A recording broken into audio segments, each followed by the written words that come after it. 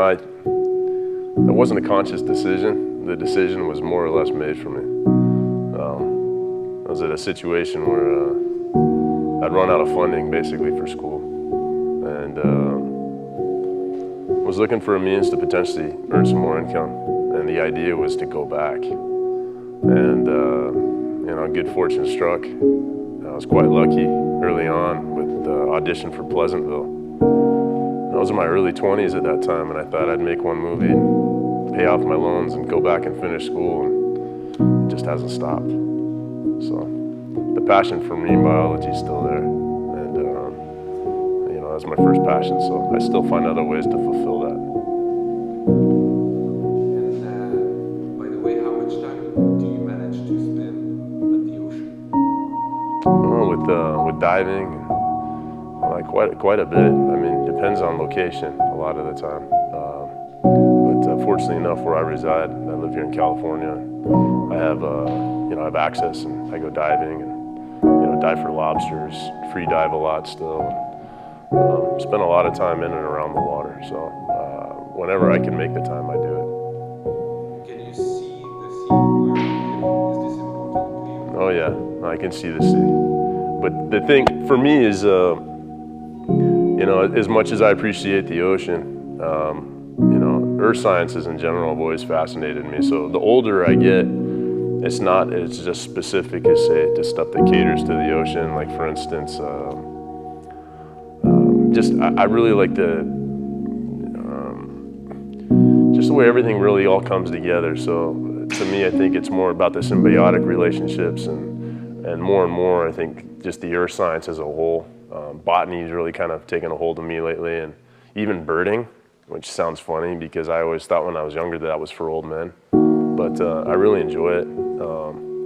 And with that, a lot more photography, so photographing nature.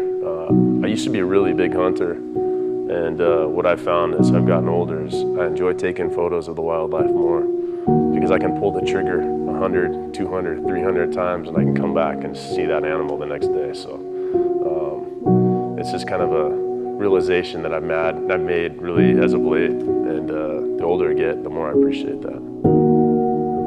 So let's talk about your role association. Where have you been for your role campaign? Tell us more about your work within the organization. Must be so fulfilling. Yeah, with Row, things reach out worldwide. Things have moved along really well. I mean, its inception was last year. Last year alone, I think we had 3 or 4 outings. We had one this year. We had the tornado in Tuscaloosa in Alabama.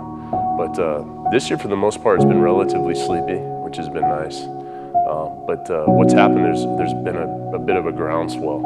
And organically, what's happened is we've had different brands express interest in potentially sponsoring us or helping us with our cause.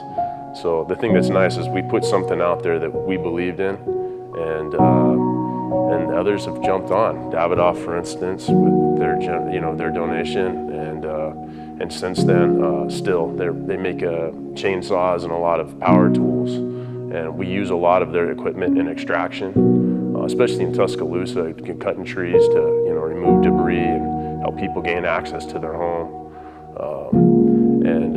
it's exciting. It's exciting to see what's happening. So the thing that I like is, so long as I'm alive and kicking and I'm making money and things are going well, Row can continue. But there's going to come a time where I might not necessarily be able to fund it. And so, to know that there's, the outside interests that are coming in now, to know that there's a good chance that this is something that could potentially be around well after I leave this planet, it's a good feeling. And the like-minded, I think the people that believe in it, because for me it was really just an idea, and as a single person, what's an idea? It doesn't really mean anything. What makes it live and breathe are the people that subscribe to the philosophy and the idea of it, and the people that are involved have just taken it to a completely different level. So I'm really fortunate, and the people that are involved are just really good people. Talking about the people that are involved, any other fellow actors to support you with it? No, not anybody really within the entertainment industry, because it really requires field experience. You know, as a first responder, whether you're EMT, paramedic, doctor, ER doctor, very few of us, you know, myself included in the few, you know, on the early trips I was really one of the only ones that didn't have any professional experience. And I realized that my skill set was limited, so I didn't like that feeling. As much as I picked up while we were there and in the field, I realized that there was more to learn. And that's a big part of it that really keeps me, I think, drawn, is like, you know, we're only here one time. And I love the arena.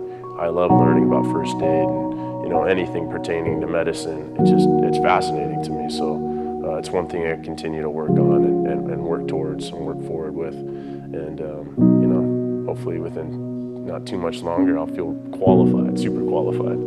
But, you know, we have some really talented people, doctors that have had, you know, 25, 30 years experience, you know, that have volunteered their time readily, weeks of their life every year to the cause. So it's nice having that pool, you know, first off, to have people that are that qualified, that are willing to come along on these trips. And then they're also willing to give you the time and the attention when they see your willingness to learn and your enthusiasm for it. They give you a lot more attention and are willing to really kind of walk you through things. So, you know, from EMT certification to potentially now I'm considering, you know, maybe even going to school to becoming a paramedic, which would be the next step for me. So we'll see. And now, can you describe for us a perfect weekend of work? Perfect weekend off work? Off work. Or of work?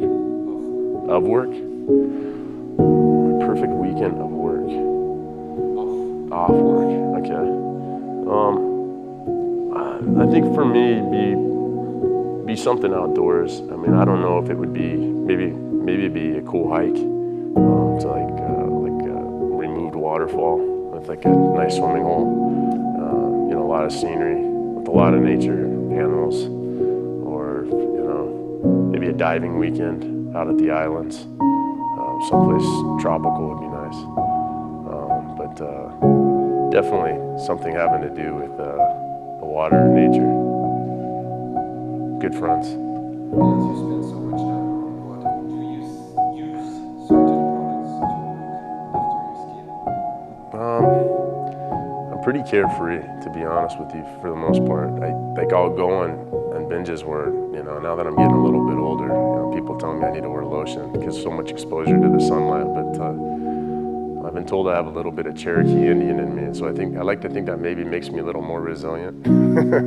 But I don't take care of my skin the way that I should, to be honest with you. I don't. When I do stuff like this, I have people that take care of me. It allows me to be a little more lazy. But yeah, I'm pretty low maintenance. So I get up in the morning, I throw on my clothes, and I'm out the door usually within, you know, 10 minutes. Men may not be under so much pressure as women aging in front of the camera, but surely you must consider sun damage. Do you think about this kind of answer? Yeah, I think more and more. But, you know, there's also arguments now. A lot of people are saying that, you know, we don't get enough vitamin D. And the problem is, you know, people, for one, they spend too much time indoors. And then when people do spend time outdoors, they're putting on 50 sunblock. And their body's not absorbing or creating the vitamin D that it needs to. So there's two philosophies there. I tend to subscribe to the one where, you know, maybe sunblock isn't necessarily as good as people want to believe. There's give and take with anything. So anything, I think, with moderation. If I'm going to spend an extended period of time out on the ocean or in the water or on the boat, I'll be sure to cover my face with sunblock. But you know, for outings, like if I'm going on a hike, even if it's a half day or full day hike, rarely will I. I'll just put on a hat and go get it. But you know, as I get older, I'm sure that, you know, I'll probably see more of the effects, and then I'll probably try to play catch up. Reverse the process. Tell us some of your best places to visit in California. Oh gosh, I really love Big Sur, Monterey, Carmel. Big fan of that area, and you know, I love the redwood forests. The Channel Islands are incredible. Most of my time is spent, you know, Santa Barbara North. my leisurely time. I was born and raised in Southern California. When I was younger, I spent a lot more time in San Diego and in Baja, Mexico. But as I've grown older, I appreciate more where it's more lush and more green. I especially am fond of the Pacific Northwest. So even as you press out of Northern California and into Oregon and into Washington, Vancouver in Canada, Vancouver Island, the San Juans, I love it up there. The rain's a little too much for me to live there full time, but as far as a place to visit's concerned, to me that's heaven on earth. I love that zone. It's magical, and there's nowhere else like it on earth. It's unique. And finally, we'd love to be standing close enough to ask, not close enough, but what do you smell like wearing Davidoff? To me, the thing I like about the fragrance is that it doesn't smell designed. I mean, obviously it is, and I think that's the design behind it, is to not smell designed. So to me, it has more of a kind of a natural kind of embodiment of different scents. And I don't know that I can necessarily say that I smell this or I smell that. I just know what I like when I smell it, and I've liked it from when I was a small kid. So that's just been the fragrance of choice when I want to wear a fragrance.